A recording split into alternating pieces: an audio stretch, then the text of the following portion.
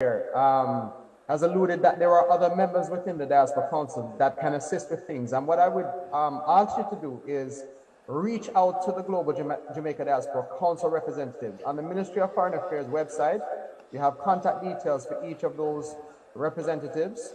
But, you know, the engagement in terms of the community, do not get this wrong. You know, we are there to also engage the community as well. Welcome back. We are in the session regarding the Global Jamaica Diaspora Council, the insights, the lessons we've learned, and our next steps.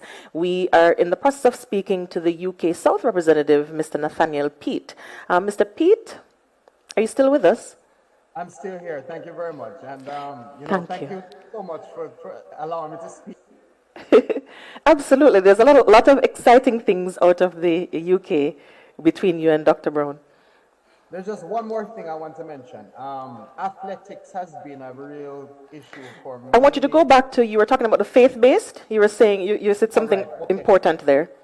That's right, right. So the faith-based communities have a number of different diaspora members across most of the denominations.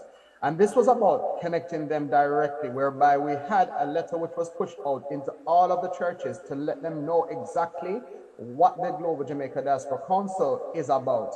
And that was a letter which we pushed into some of the networks, so the large churches, as well as connecting them to other organizations such as the Sons of the Father movement, which is a movement really to empower the men and the sons which are in our Jamaican community, because oftentimes they get a hard time in most of the regions, to be honest. The black men, they really have a problem.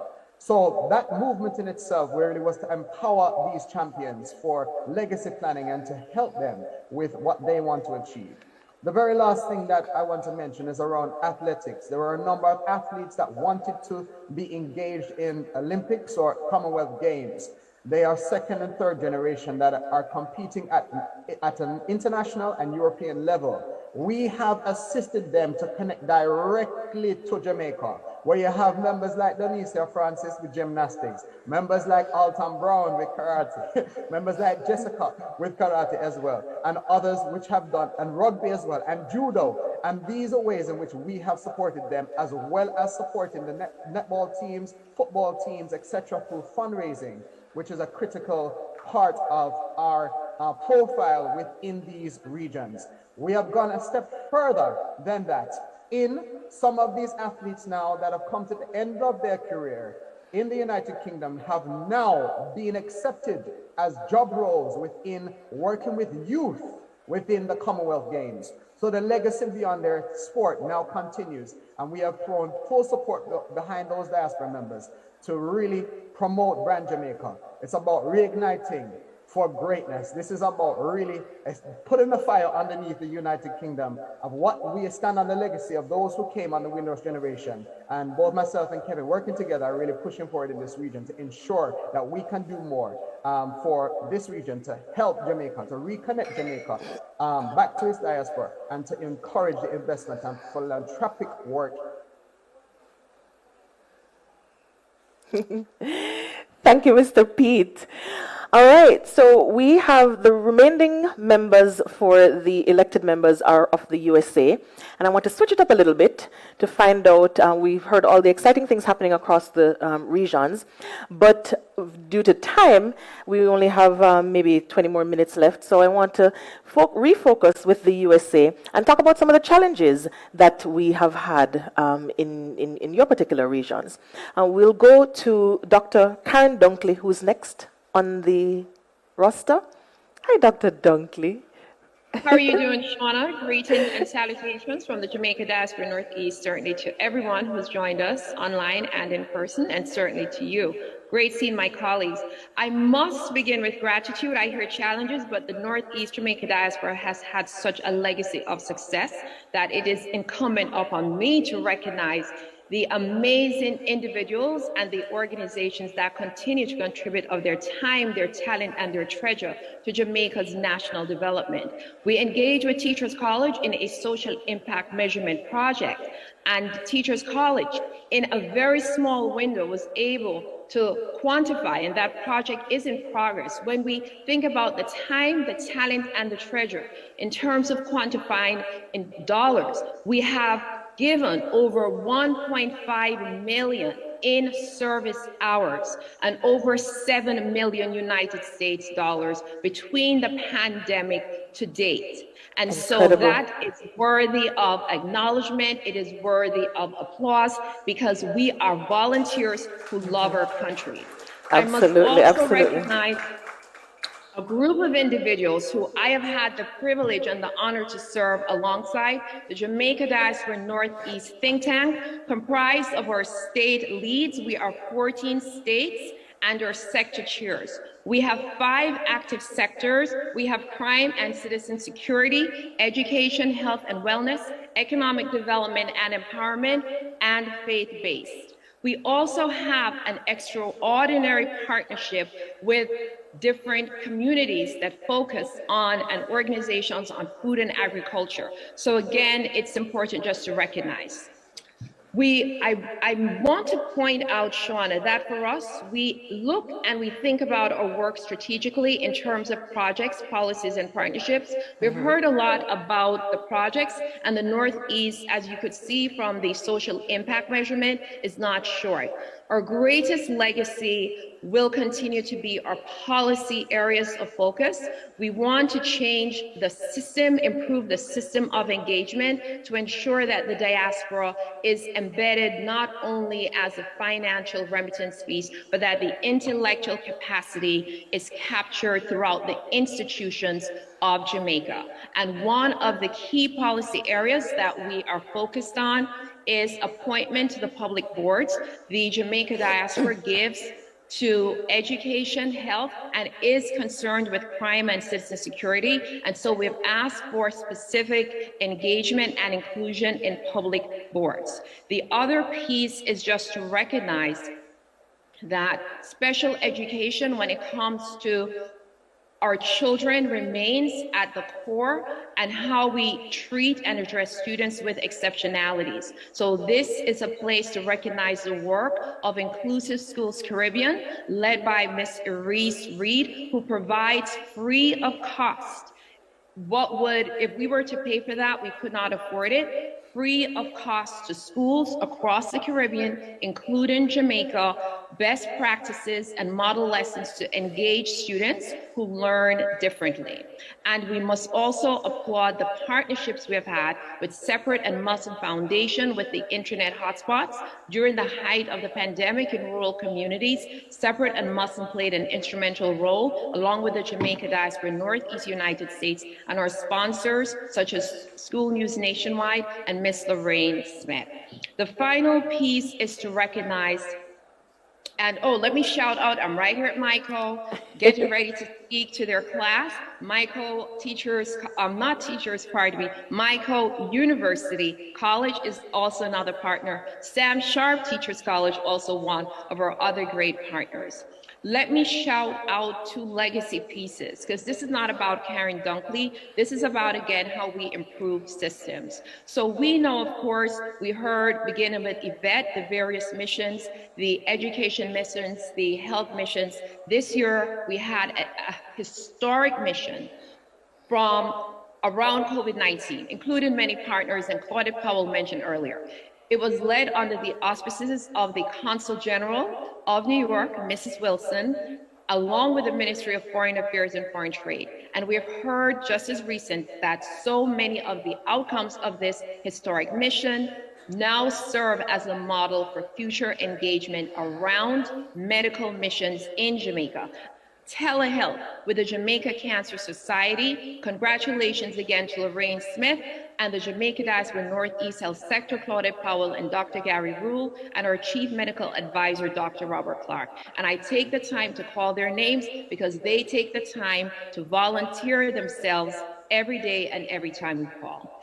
And finally, we want to thank, and Nathaniel, you spoke about Jamaica Stock Exchange. We've had such a great partnership with Marlene Street Forest and Neville Ellis on the ventilator project. Ours is the goal, again, around innovation, that as Jamaicans, we have to become sustainable. We saw where supply chains were disrupted, and so we have to build within our countries where we can reproduce, and repair our own ventilators as well. So Shauna, that is where I leave you. Our policy directions continue. We're advocating, of course, for engagement with the public boards. We're advocating for Jamaica to resolve the question of independence in its 60th anniversary. And so we really need to no longer be a proxy of Britain. And we need also to resolve our question and our attitude around crime. So thank you so much. And I wouldn't ask for a better group of colleagues to serve with during this moment in history than you. And again, we shouted out the consulates to Consul General Wilson and Ambassador Audrey Marks, 4 of the states in the Northeast directly aligned to the embassy in Washington, D.C. It has been an amazing partnership, and we look forward to continued success as we communicate, connect, and collaborate. Thank you. Thank you, Dr. Dunkley. We have coming up next Dr. Alan Cunningham. Dr. Cunningham, before you come in, I want to let you know that just similar to Mr. Pete, we might have to throw to a quick break during the time that you speak, but be sure that we'll be coming right back to you. All right? Dr. Cunningham, welcome. Dr. Cunningham, you're muted.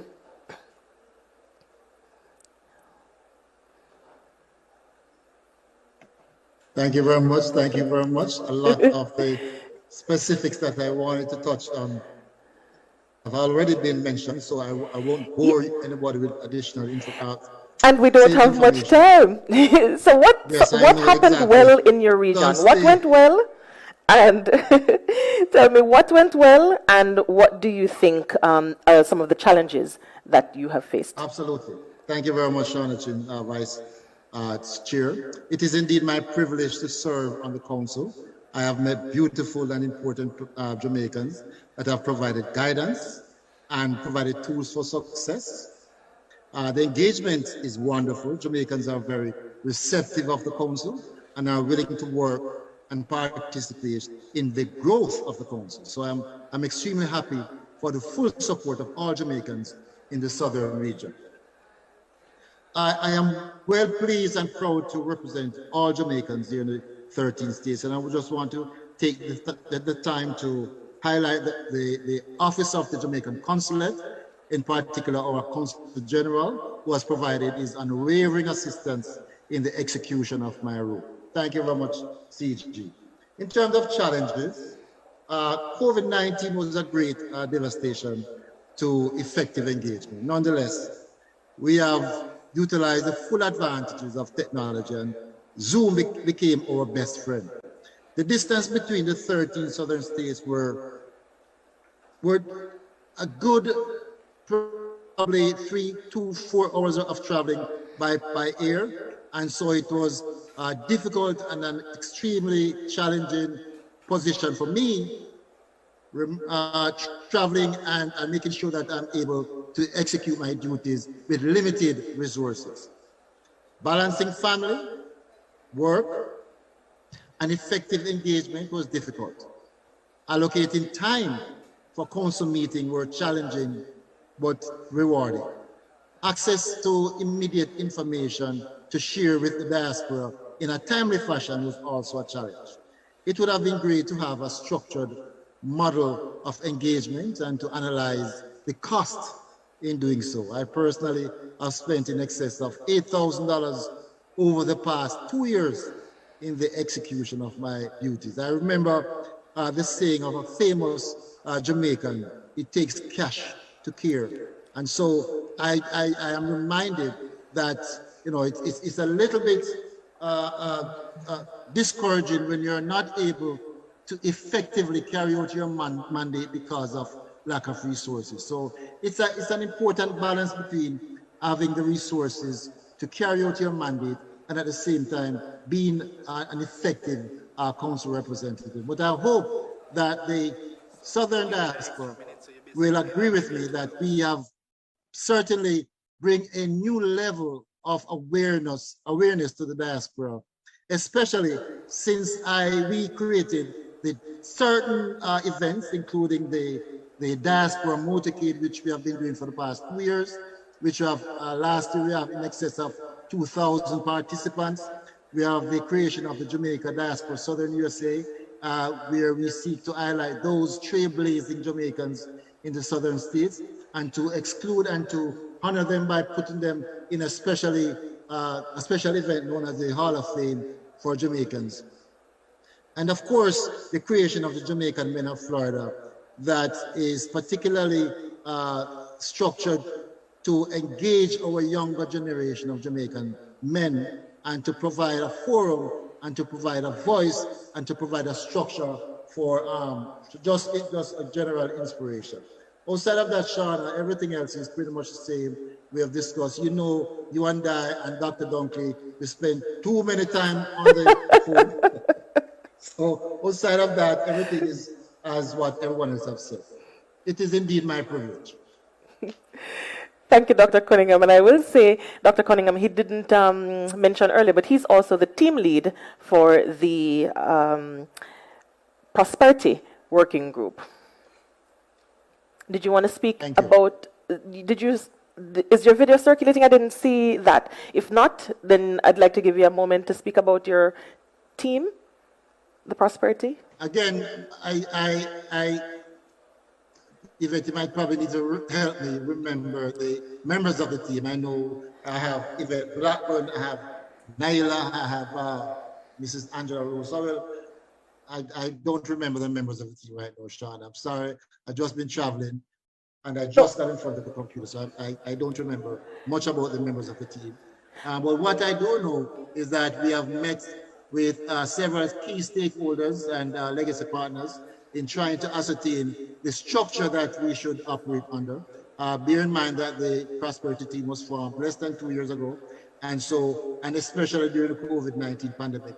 But nonetheless, we have tried our very best. We have engaged in effective communication with these legacy partners via the Minister of Foreign Affairs, Mrs. Angela Rose Howell, which we are happy to have her leading the charge as well. And outside of that, we have put in place a structure for, if not me, then the next person will be the chair of the Prosperity may want to look at. So that's it, Sean. So much.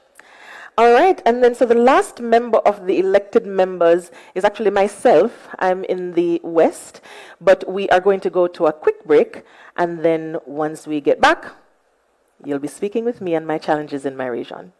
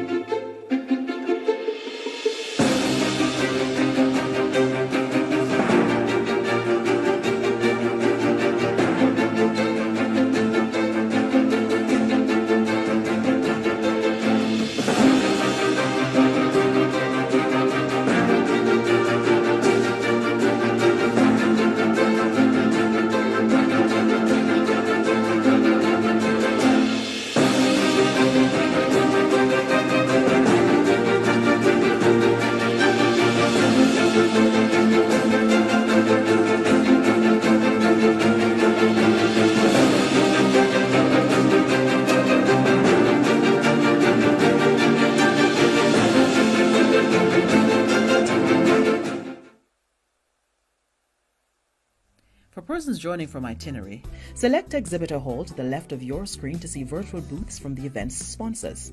Click a booth to visit it. Use the various links to interact with the sponsor's brand.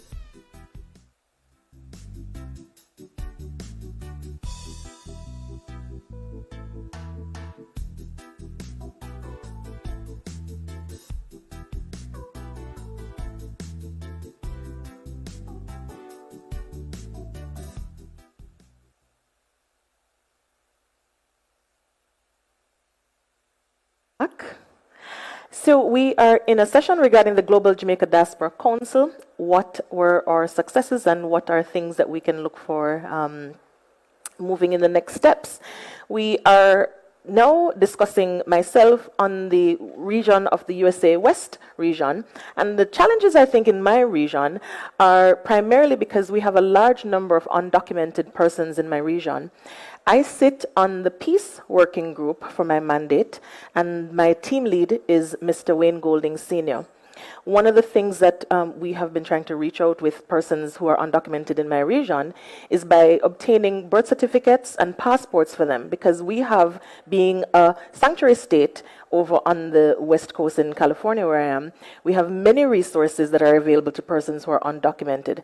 I want to thank specifically from PICA, Miss Stephanie Gordon, Miss Molly Henry, and Mr. Rowan Walsh. I also, from the DC Embassy, Miss Norma, who is always willing to help me when I call, and from the New York Consulate, Mr. Corey White, who's been instrumental whenever I hit a hiccup, who he's always willing to help. So I want to thank those persons. And for the persons in my region, the challenge I find is that we in the diaspora, we have a tendency to think that because we're undocumented, we should hide. And I think one of the things that I want to emphasize and use this time to emphasize to persons who are watching or sharing with your family members is now is the time for us to be aware of all the things that are happening and resources that are available to undocumented persons within the United States and within other regions as well.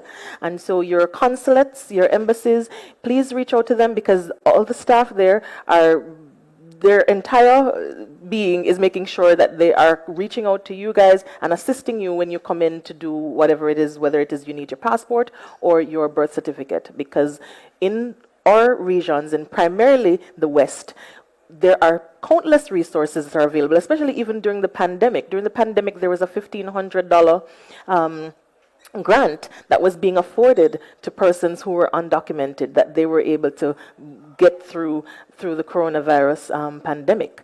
There are health benefits that are available in our region. So we want to make sure that we are reaching out to your diaspora leaders, your consulates, and your embassies in order to make sure that you at least get documentation from Jamaica when there's meaning your passport and your birth certificate, right?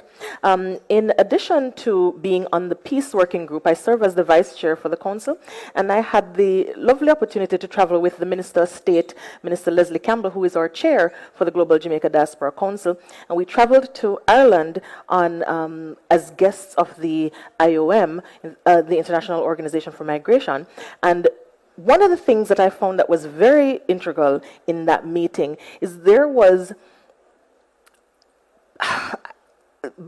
more than 20 countries who were invited. And the interesting thing was they invited Jamaica because they wanted to hear from us how we're doing so well in engaging our diaspora. And it's so very funny that our diaspora, we have so many additional concerns, but I want to emphasize that at that meeting, there were all these countries looking at us saying, okay, you guys are doing something right. Tell us what it is that you're doing. And so Minister Campbell presented exceptionally well, and the feedback, we were able at that meeting to have bilateral relations as well as multilateral relations. But in these bilateral meetings, the conversation that these heads of missions were asking for him to give us our best practices that we do.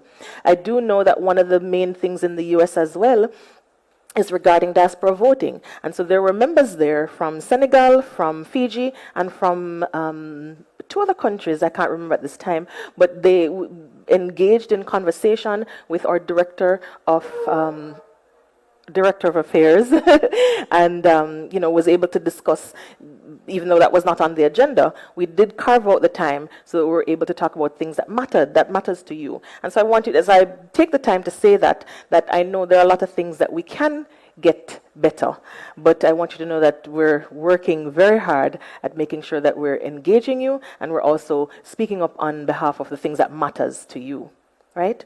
On the panel, is Kashane joining us? Is there another panelist? Because we do have a few minutes left, and I want to be able to get some questions. I have here Miss Kashane Denton. Is Kashane online? She is the chair for the Global Jamaica Diaspora Youth Council.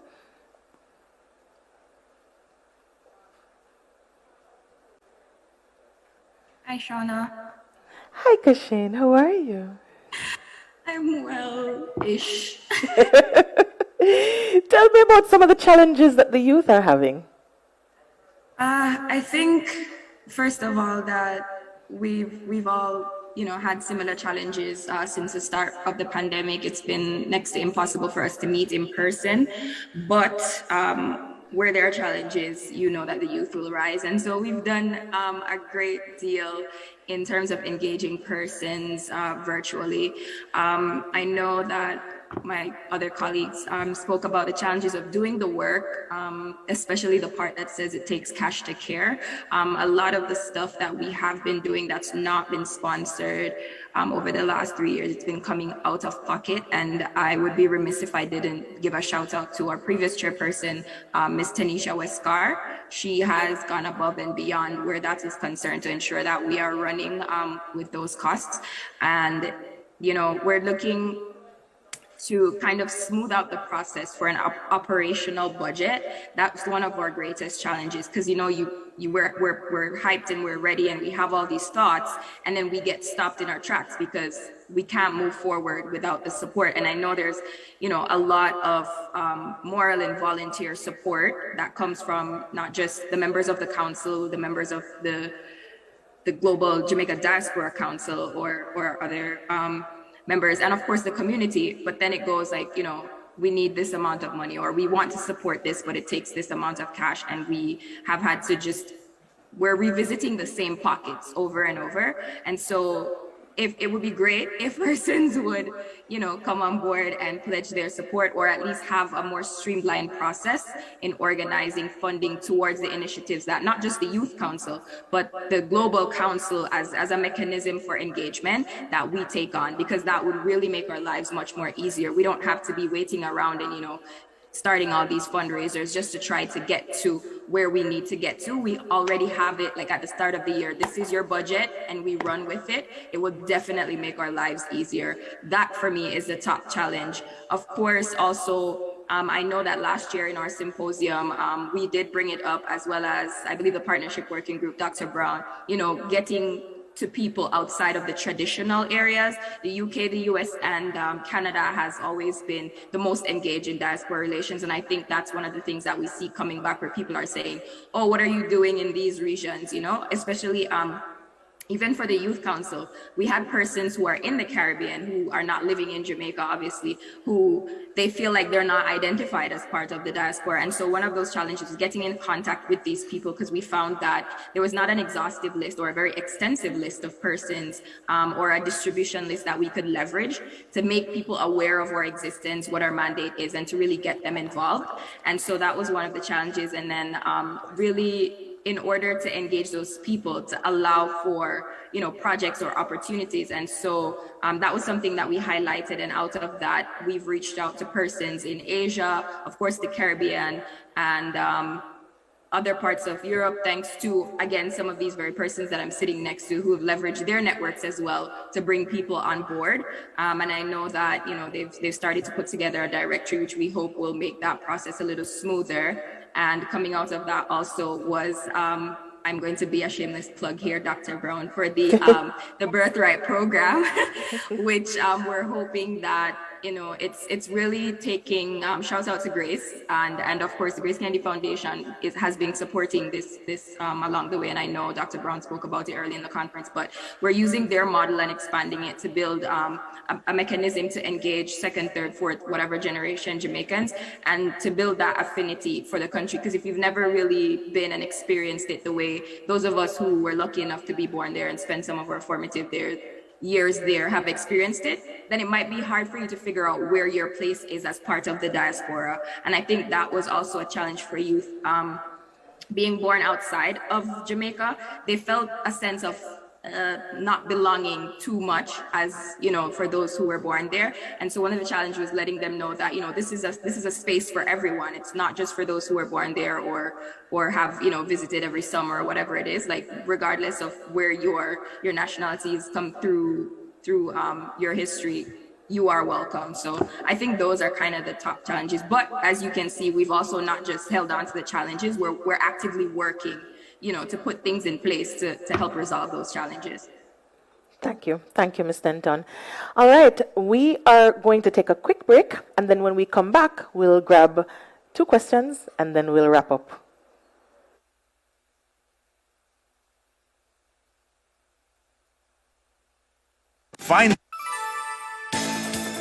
The Jamaica Business Development Corporation brings ideas to life.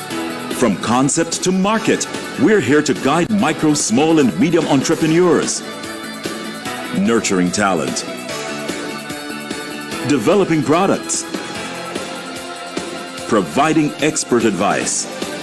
Creating business solutions. How can we help you? The JBDC, supporting small businesses in Jamaica. Traveling to Jamaica with unaccompanied shipment? The Jamaica Customs Agency is encouraging all air passengers with unaccompanied shipments who have a taxpayer registration number, TRN, to present it to Customs upon arrival. This will subsequently facilitate faster processing when clearing your unaccompanied shipments. The Jamaica Customs Agency will continue to implement measures to improve our service delivery and your service experience. You may contact us at 876-922-5140-8 or email public.relations@jca.gov.jm on this and other customs-related matters. Jamaica Customs, keeping our customers in focus. At Jamaica National, when we say we'll help you find a way, it's a promise. We're finding ways to package our products and services to improve your life. Ask about how JN Bank and JNGI are putting home ownership and protecting your home and contents within your reach. See how JN Money is making it so much more convenient to send and receive funds and do bill payment in Jamaica. The JN Bank offers you structured savings plans to help you save in the currency you earn towards long-term goals like owning a home in Jamaica. Ask about these life-improving products and services and so much more.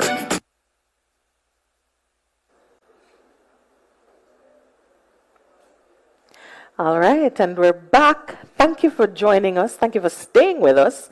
And we only have a few short minutes left. And so if there are any burning questions at this time, I would like to accommodate. And we have one question. Are you stretching, or is that your question? Yes, yes, yes. Go ahead.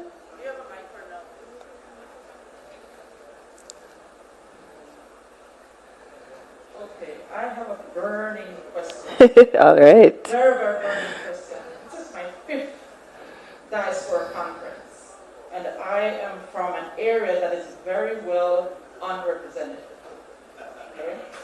Every time I do things for Jamaica, I have to tag on to the Northeast, and I am from the Midwest. Ah, that's my region, yes. Nothing mentioned about the Midwest here. And the Midwest has, you know, the states, Iowa, Yes. Minnesota, Wisconsin, Illinois, Indiana, North and South Dakota, those places. And we are unrepresented. And if I look at what's the purpose of this global diaspora representative is supposed to be, concerned with the 17 sustainable goals of the United Nations, their national goals, and your success is measured by participation and so on. And I'm saying that there is a lot of Jamaicans in the diaspora that are omitted from all of this and unrepresented. There's thousands of Jamaicans, thousands of diasporans that are excluded. And we want to know, I want to know, just how to get representation in that area. And I'm not speaking only for myself, I'm speaking for the many Jamaicans that are living in that area. And every time I have to do something, it's single-handedly and leaning on Claudia Cole and Dr. Duncan. So we want to know today, just moving forward, what is going to be done? Thank you so much for that question. I'm very glad you asked that question because we just had a conversation with myself and Dr. Davidson earlier, because I think one of the main things is the role of representation and what representation means. Representation from the Global Jamaica Diaspora Council is not a representative to you in the diaspora. What you've done in the diaspora for elections is you have elected a person from within that region who you have said, all right, we want you to sit as an advisor to this council. But as far as for your actual representative, that is not the specific role based on the terms of reference of the council. While I engage on the council as far as for deepening the engagement and talking with persons regarding what we're doing on the council, implementing particular programs, whereas the Northeast, where you're talking about with Ms. Claudette and her health program, unfortunately, based on how the working groups are set up, I sit on a working group that we are specifically about peace. So unfortunately, I don't engage in the health programs. We also have a health lead who sits on the Global Jamaica Diaspora Council, Dr. Christopher Parker, who I need to figure out which which group he sits on, but we also have those members who are specific. We have a member who is specifically related for health programs. So if it is something that you want to do with health, Dr. Parker is the best person to liaison with. Whereas the Northeast does have those engagements. Unfortunately, from the West, I have made the specific decision in not formalizing, only because we have had, and Dr. Dunkley, Dr. Cunningham, and myself have had significant at-length conversations regarding the I hate to use the word confusion, but sometimes there tends to be, when we're all working outside of the working group that we're out of and outside of the mandate, it then leads you in the diaspora to have a certain expectation that unfortunately is just not within my role. Yes, Dr. Davidson? And remember, we have 1 minute, Dr. Davidson.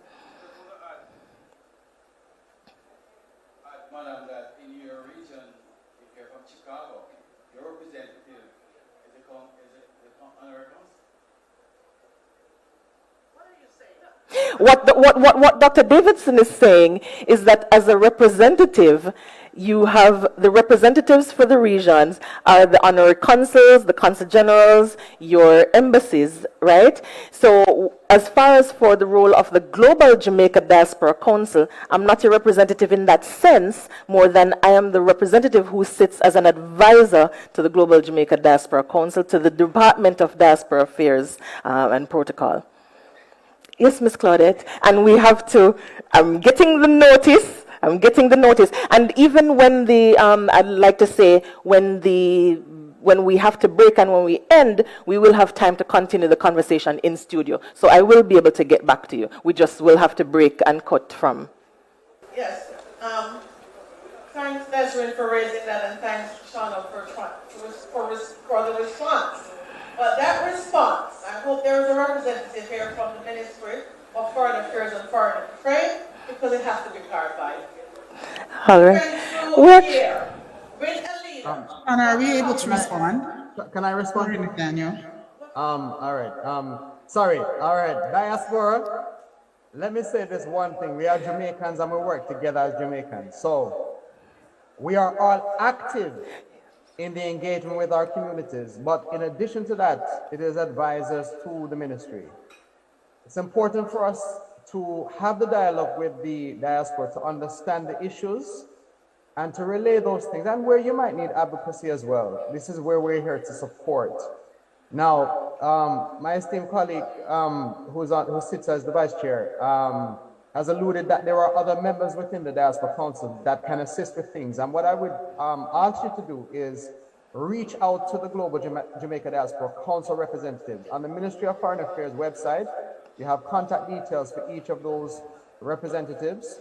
But you know, the engagement in terms of the community, do not get this wrong. You know, we are there to also engage the community as well. I'll hand over to my colleague, Yvette. Yeah, good afternoon. Thank you, Nathaniel, for bringing forward that clearly, because I would like to complete this. This has been a year you all were elected.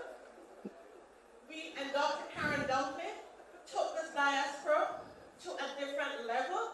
We appreciated the Global Jamaica Diaspora Council. What would be the need to just have a representative? She took it to the next level. We were always there. I have been in the diaspora movement for several years.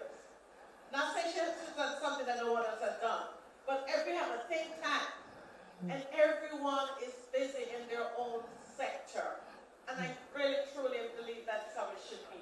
And I would really like to get a meeting and a response from the Minister of Foreign Affairs and Trade, because it's coming up again for an election, and persons need to know what it's all about. Absolutely. I also think that that is a source that we really need to have a conversation and have a clarification, because when there is confusion within the diaspora regarding what our role is and what our terms of reference mandates for us to do, then that causes a rift between the diaspora. And I absolutely agree with that. Unfortunately, that is our time in studio online, but this is a conversation that I personally want to make sure that we get to the bottom of that. So we have here members from the ministry team who are on standby so that we can continue this conversation, as well as online in our Facebook groups. We can engage in the dialogue. I'm involved in the groups as well, so I'll see your messages if you contact me. All right. Thank you so much for staying with us.